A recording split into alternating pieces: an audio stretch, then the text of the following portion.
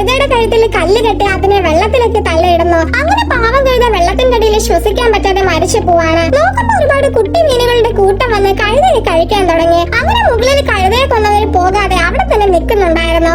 ആ സമയത്ത് വെള്ളത്തിൽ ഒരു പയ്യനെ കാണാണ്. ഉടനെ അവർ അവനോട് കരയിലേക്ക് നീന്തി കയറി വരാൻ പറയുന്നു. പക്ഷെ അവൻ കരയിൽ കയറാതെ പിന്നെ നീന്തി പോവാൻ തുടങ്ങി. ആ സമയത്ത് ഒരു വലിയ വായ അവന് നേരെ തുറന്നു വരികയാണ്. എന്താണെന്ന് നോക്കിയാല് അതൊരു വലിയ മോൺസ്റ്റർ ഷാർക്ക് ആയിരുന്നു. അങ്ങനെ ആ പയ്യനെ വിഴുങ്ങി ആ ഷാർക്ക് പോവാണ്. അപ്പൊ ഷാർക്കിന്റെ ശരീരത്തിനുള്ളിൽ കാണാൻ തന്നെ ഒരു ഗുഹ പോലെ ഉണ്ടായിരുന്നു. ഉടനെ അവൻ അവിടെ കിടന്ന് രക്ഷിക്കണേ രക്ഷിക്കണേ എന്ന് നിലവിളിക്കാൻ തുടങ്ങി. ആ സമയത്ത് ഒരു അശരീരി കേൾക്കാണ്. എന്താന്ന് വെച്ചാൽ ഇവിടെ കിടന്ന് രക്ഷിക്കണേ എന്ന് വിളിച്ചിട്ട് ഒരു കാര്യവുമില്ല, നിന്നെ ആരും രക്ഷിക്കാൻ വരില്ലെന്നായിരുന്നു കേട്ടത്. ഉടനെ അവനത് ആരാണെന്ന് നോക്കിയത് മനുഷ്യന്റെ മുഖവും മീനിന്റെ ശരീരവും ഉള്ള ഒരു ട്യൂണ ഫിഷ് ആയിരുന്നു.